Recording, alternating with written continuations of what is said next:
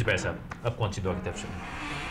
اب ہم آتے ہیں حضرت آدم علیہ السلام کی دعا پر، اور یہ بالکل اپنی نیچر کے اعتبار سے، اپنی نوعیت کے اعتبار سے اس دعا جیسی ہے جیسی حضرت یونس علیہ السلام کے اس میں ہم نے پڑھی تھی آیت کریمہ جسے ہم کہتے ہیں.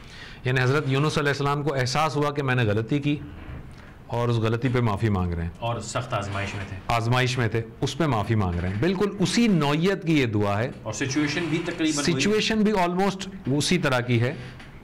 کہ سچویشن یہ ہے کہ حضرت آدم علیہ السلام کو اللہ تعالیٰ نے جب پیدا کیا، ان کے آگے فرشتوں نے سجدہ کیا، تو اللہ تعالیٰ نے ان سے کہا کہ تم اور تمہاری بیوی جاؤ جنت میں رہو، مگر دیکھو کہ یہ فلاں جو درخت ہے اس کے قریب نہ جانا، ورنہ جو ہے تم گمراہ ہو جاؤ گے، تم خسارہ پاؤ گے، تم تباہ ہو جاؤ گے. یہ آزمائش تھی اللہ تعالیٰ کی طرف سے. یہاں پر ایک بات بہت نازک ہے، بہت امپورٹنٹ ہے، سمجھنے کی ہے کہ عام طور پر ہم لوگ اس چکر میں پڑ جاتے ہیں کہ وہ درخت کون سا تھا، وہ گیہوں کا تھا، وہ پودینے کا تھا، کس کا تھا، کیا تھا. اصل جو سچویشن ہے وہ سمجھنی چاہیے. اصل مسئلہ یہ نہیں کہ وہ درخت کس چیز کا تھا، اصل مسئلہ یہ ہے کہ اللہ تعالیٰ نے سمبولیکلی آدم کو آزمانا تھا. اللہ تعالیٰ نے کہہ دیا بھائی یہ درخت ہے، اس کے قریب نہیں جانا، صرف آزمائش کے لیے. اس کا قطعی مطلب یہ نہیں کہ آپ اس کے پھل کو تلاش کریں اور دیکھیں اچھا وہ پھل ہے تو اس کو کھانا جائز نہیں ہوگا، شروع کر دیں، ہاں اس کو نہیں کھانا چاہیے، یوں ہو جائے گا. وہ ایسا کچھ نہیں ہے. ایک اللہ تعالیٰ نے بتا دیا کہ بھائی اب دیکھا ہے کہ یہ میرا بندہ ہے اور میں دیکھتا ہوں کہ یہ بندہ ادھر جاتا ہے کہ نہیں جاتا. امتحان ہے، امتحان ہے، بتا دیا اس کے قریب نہیں جانا. ٹھیک ہے. تو قرآن کے الفاظ یہ بتا رہے ہیں کہ حضرت آدم علیہ السلام کا کہ جو وہ بات تھی جو اللہ تعالیٰ نے بتائی تھی وہ حضرت آدم علیہ السلام بھول گئے. ٹھیک ہے. ان کے ذہن سے نکل گئی، وہ بھول گئے، اور شیطان نے ان کو ورغلایا، شیطان نے ان کو اکسایا، اور شیطان نے یہ کہا کہ تمہیں اس درخت سے اس لیے روکا گیا ہے کہ کہیں تم حیات جاویدہ نہ پا جاؤ، تم ہمیشہ کی زندگی نہ پا جاؤ. اس طرح کی اور بہت ساری باتیں بتائیں، لیکن بنیادی بات یہ ہے کہ شیطان نے ان کو ورغلایا، اور حضرت آدم علیہ السلام قرآن کے مطابق اپنا وہ وعدہ، اپنی وہ کمٹمنٹ بھول گئے اور وہ درخت کے پاس چلے گئے. اور درخت کے پاس گئے اور ظاہر ہے اس میں سے پھل کھایا. جب ایسا ہوا تو قرآن یہ بتا رہا ہے کہ حضرت آدم علیہ السلام کے جسم پر جو جنت کا لباس تھا وہ اتر گیا، اور ان کی زوجہ کا بھی وہ جنت کا لباس اتر گیا. اب یہاں پر ایک اور نقطہ پہلے اس کی طرف نکل جاؤں کہ وہ الگ سے نکل رہا ہے.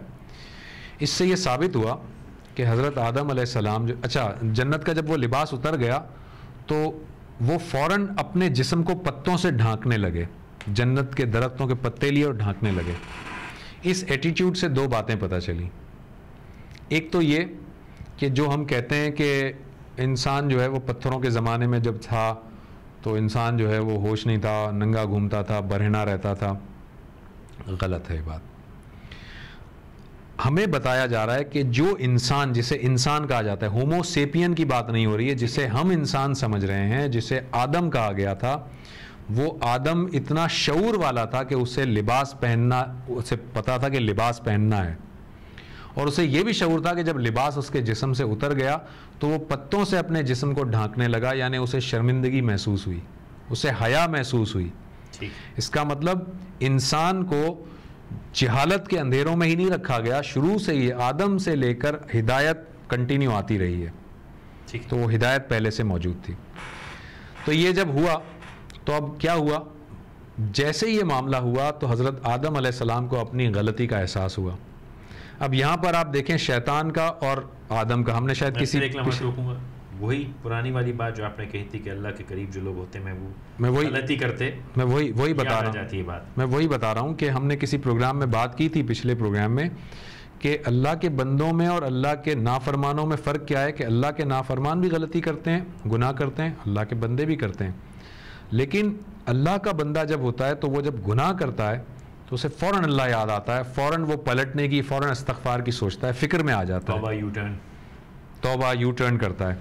جبکہ جو اللہ کا نافرمان ہوتا ہے نا، وہ اپنی بات پر اکڑ جاتا ہے، مصر ہو جاتا ہے، کہتا ہے بس میں جو کہہ رہا ہوں بس یہی ٹھیک ہے. یہ دو رویے ہیں، دو الگ الگ رویے ہیں.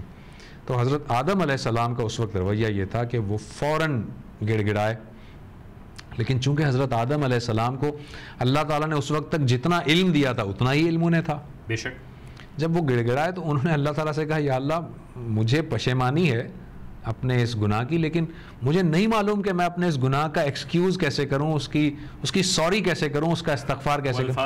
وہ الفاظ نہیں ہے میرے پاس، کیونکہ تو نے مجھے جتنا علم دیا مجھے تو اتنا ہی علم ہے.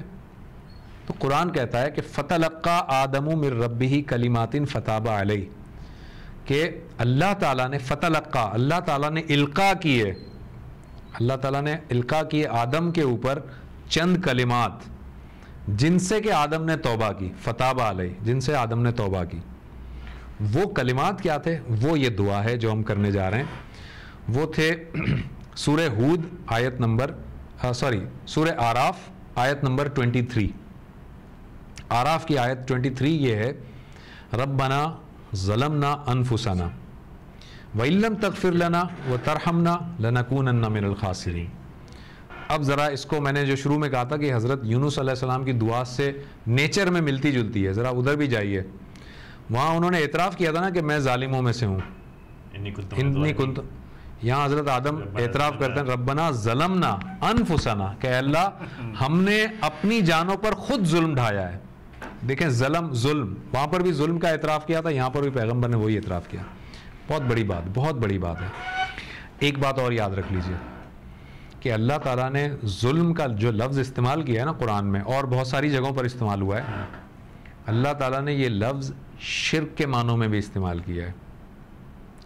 اللہ تعالیٰ کہتا ہے ان الشرک لظلم عظیم، کہ جو شرک ہے نا وہ عظیم ظلم ہے. تو شرک کے لیے اللہ تعالیٰ نے ظلم کا لفظ استعمال کیا ہے. یہ بہت بڑی بات ہے. اس کا مطلب اللہ تعالیٰ کے پیغمبر سے اگر کوئی غلطی سرزد ہو جاتی ہے تو وہ دراصل اتنا بڑا وبال ہو جاتا ہے، اتنا بڑا وبال ہو جاتا ہے کہ وہ ظلم کے زمرے میں آ رہا ہے. کیونکہ میں نے جیسے کہ کہا تھا نا کہ ہر شخص کی آزمائش اس کے لیول کے حساب سے ہے. لیکن اس بات سے تو یہ بات ہے، آپ نے لیول سے آزمائش کی تھی. اب میں کہتا ہوں لیول سے اگر غلطی کوتاہی ہو تو پھر اتنا ہی بڑا غضب بھی ہے. غضب بھی ہے. وہی میں بتانا چاہ رہا ہوں کہ اگر کوئی چھوٹی سی بات، معمولی سی بات ہوگی نا، ایک عام آدمی کوئی معمولی سی لغزش کرے گا، اللہ تعالیٰ اس کو اگنور کر دے گا. اللہ کی رحمت سے یہ امید ہے کہ اللہ تعالیٰ اسے اگنور کر دے گا. اچھا ٹھیک ہے بھائی، یہ اس کو اتنا علم تھا، یہ اتنی ہی کیپیسٹی رکھتا ہے. لیکن اگر کوئی پیغمبر سے کوئی غلطی بھی ہو جائے نا، معمولی سی بات بھی ہو جائے، میں چھوٹی سی بات بتا دیتا ہوں. سورہ کہف کے اندر، اس کا یہاں پر موقع نہیں ہے، سورہ کہف میں نبی صلی اللہ علیہ وسلم نے کچھ وفد آیا تھا ان کے پاس، ڈیلیگیشن آیا تھا جو کچھ کویسچنز لے کر آئے تھے، اور ان کا آنسر نبی صلی اللہ علیہ وسلم کو معلوم نہیں تھا. تو آپ نے یہ سوچ کر کہ یہ آنسر اللہ تعالیٰ وحی کے ذریعے بتا دے گا، آپ نے ان سے کہا کہ اچھا مجھے نہیں معلوم، میں کل تمہیں بتا دوں گا، تم لوگ کل آ جاؤ، میں کل بتا دوں گا. یہ کہہ دیا، اور کل وحی نہیں آئی. وہ کل آ گئے، وہ ڈیلیگیشن تو آ گیا، پورا وفد آ گیا کہ جی بتائیے، وہی تو نہیں آئی تھی. نبی صلی اللہ علیہ وسلم پریشان ہوئے. انہوں نے پھر فرمایا کہ اچھا کل بتا دوں گا. پھر کل وہی نہیں آئی. 15 دن تک یہ ہوتا رہا معاملہ. اب آپ سوچیں کہ اس وقت ان یہود اور نصارہ نے اور کافروں نے کتنے تانے دیے ہوں گے کہ جی اچھا پیغمبر، اپنے آپ کو پیغمبر کہتے ہیں اور بار بار یہ کہتے ہیں ہے نہیں، اللہ تعالیٰ تو کہتے ہیں مجھ پہ وحی نازل ہوتی ہے، کوئی وحی نہیں آ رہی. اور پیغمبر کتنے پریشان ہوں گے، کتنے پریشان ہوں گے، ذہنی طور پر کتنے کرب میں ہوں گے. 15 دن کے بعد وحی آتی ہے اور وہ سارے سوالات کے جوابات اللہ تعالیٰ دیتا ہے جو وہ پوچھ رہے تھے. اور اللہ تعالیٰ یہ فرماتا ہے کہ اے پیغمبر کبھی یہ نہ کہا کیجئے کہ میں یہ کام کل کر لوں گا، بلکہ یہ کہا کیجئے کہ انشاءاللہ میں کل یہ کام کر لوں گا. یہ غلطی تھی. اس غلطی پر کتنی بڑی آزمائش اللہ تعالیٰ نے کی، 15 دن تک وحی کا سلسلہ روک لیا.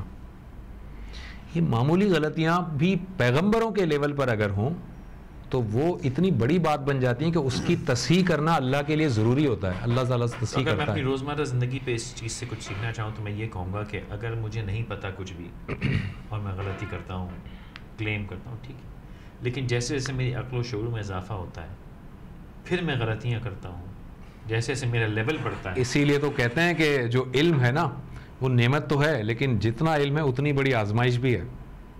آپ کو جتنا علم ملتا جائے گا اتنی آزمائش کا لیول آپ اپنے لیے بڑھاتے جا رہے ہیں، اپنے آپ کو آپ ٹائٹ کرتے جا رہے ہیں، اسکرو ٹائٹ کرتے جا رہے ہیں آپ، ٹھیک ہے؟ لیکن پھر اسی آزمائش سے ترقی، اور اگر آزمائش سے گزرتا جاؤں ایگزیکٹلی تو اس کا انعام بھی اتنا ہی ہے، آزمائشیں بڑھتی جائیں گی اور انعامات بھی بڑھتے جائیں گے۔ آپ نے اللہ کی رضا کے لیے علم حاصل کیا، اچھی بات کی طرف گئے، اچھی بات کو سیکھا، امتحان دیا اور اس کے مستحق قرار پائے نا۔ تو کیا یہ دعا مانگنا جائز ہے کہ الہی میری سمجھ میں یہاں تک میں نے سیکھ لیا، امتحان دیا، شاید میں پاس ہو، اگر ہوا تو اگلا امتحان بھیج؟